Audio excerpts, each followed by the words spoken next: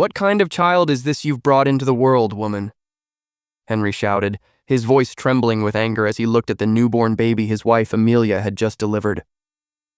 Amelia lay weak on the hospital bed, sweat covering her forehead, her heart pounding as she gazed at the tiny child in her arms.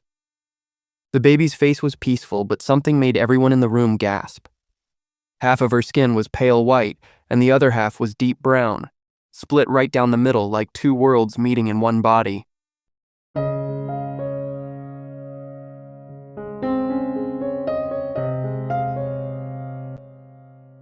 Amelia was one of the most admired women in the small American town of Willow Creek. People loved her for her kindness, grace, and gentle spirit.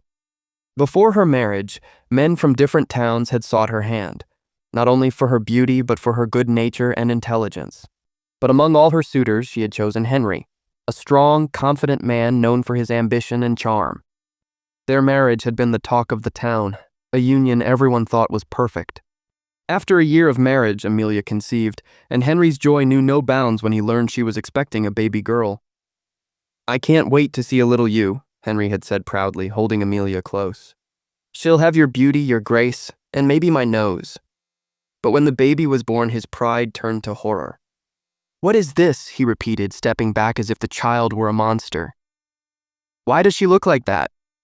The nurse in the delivery room looked away, trying to hide her discomfort. Amelia stared down at her daughter, her little miracle, and tears rolled down her cheeks. The baby opened her eyes and let out a soft cry. That sound pierced Amelia's heart. She held her daughter closer and whispered, "You are perfect." Henry stormed out of the room, furious and humiliated. Amelia named the child Alara, meaning shining light. But as Alara grew, so did the whispers. Children pointed at her on the street. Adults stared longer than they should. They called her Two-Face, Patch Girl, and sometimes the Painted Baby. In school, no one wanted to sit next to her. Her nose was slightly larger than normal, her chin sharp and pronounced, features that made her look even more unusual. Henry could not bear the sight of her. He avoided coming home early and never spoke of his daughter in public. Amelia, however, loved Alara deeply. She told her every night, "You are beautiful, my child, not because of your skin, but because of your heart." But Alara's heart was heavy. When she turned 12, she began to wander alone through the woods outside Willow Creek, the only place she felt accepted. The trees didn't stare, the wind didn't whisper cruel words. In the silence of nature, she found peace. One evening, after another day of being mocked at school, she ran crying into the woods and found a man lying on the ground, injured and bleeding. His clothes were torn and his face was bruised. "Sir, are you okay?" Alara asked, kneeling beside him. He opened his eyes weakly. "I was attacked. They took everything," he muttered. Alara quickly gathered herbs and plants she had seen her mother use. She crushed the leaves, made a paste, and gently applied it to his wounds. The bleeding stopped. The man's breathing steadied. You saved me," he said softly. "What's your name?" "Alara," she replied shyly. He smiled faintly. "I'm Mason." That day began a friendship that would change both their lives. Days turned into weeks, and Mason began to heal under Alara's care. He was an outsider, a traveler who remembered little of his past after being attacked.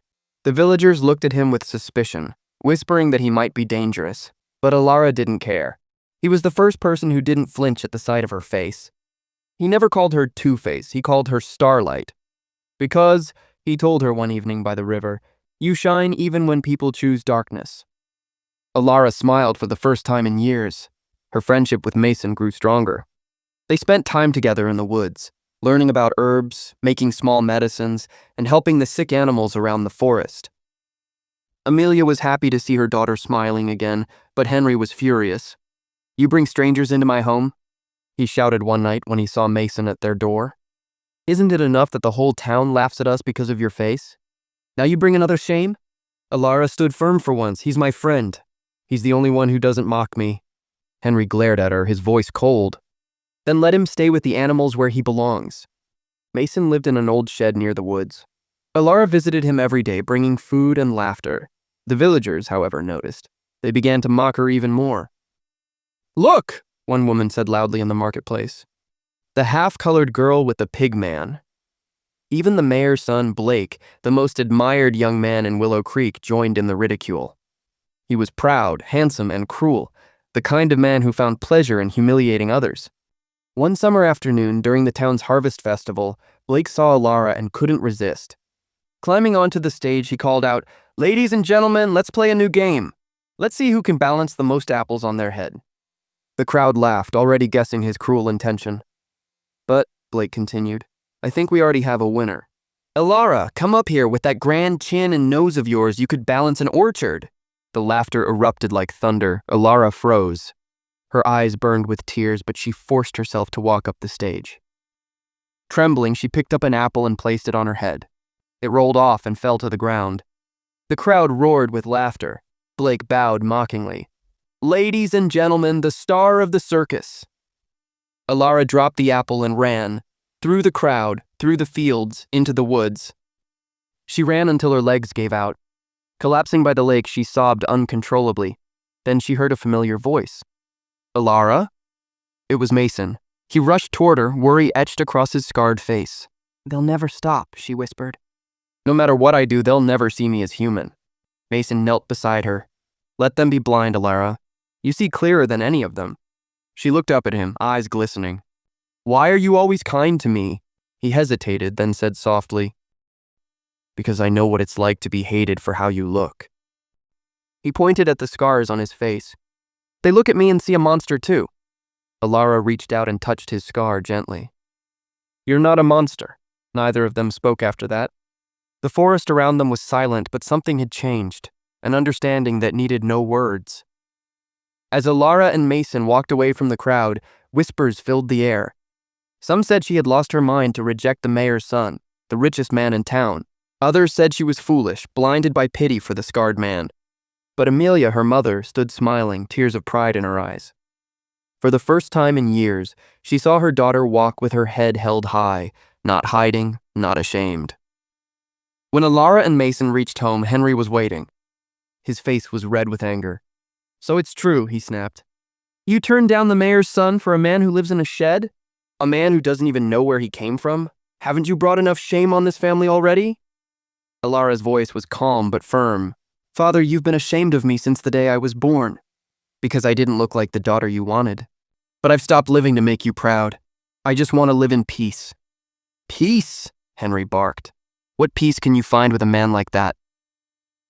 "More peace than I ever found under your roof," Alara replied quietly. For a moment, silence filled the room.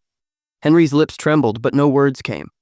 Amelia stepped forward and said softly, "She's right, Henry.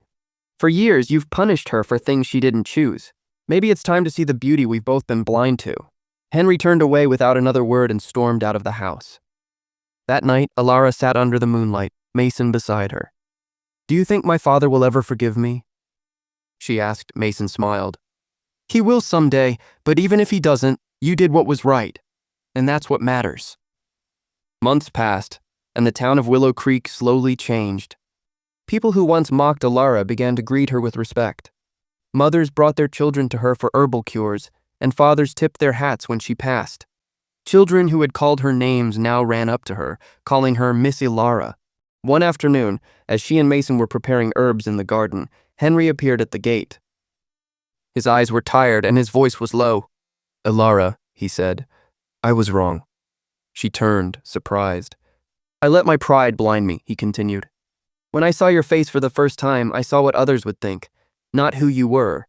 But when you healed this town, when you faced the people who hurt you with love instead of hate, you showed me what true strength looks like." He took a deep breath, tears forming in his eyes.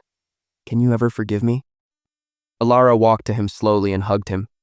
"I already did," she whispered. From that day on, Henry changed. He treated Mason like a son, and told everyone in the village that his daughter was the reason Willow Creek survived its darkest days. Years later, when Alara and Mason married, the entire town attended. Even Blake, the mayor's son, came, his head bowed in humility. He apologized publicly for the way he had treated her. Alara smiled and said, "Forgiveness is the only medicine stronger than any herb." As she stood beside Mason, the sun cast a warm glow on her two-toned skin, white on one side, brown on the other, merging beautifully in the golden light. And in that moment, everyone saw what her mother had seen since the beginning, that Ilara was not divided by her colors but united by her heart. From that day forward, the story of Ilara of Willow Creek was told to every child born in that town, a story of a girl once mocked for her face, who healed the very people who hurt her. And the moral, as every elder would end the tale, was always the same. True beauty is not in the color of your skin, nor the shape of your face. It's in the kindness that never fades,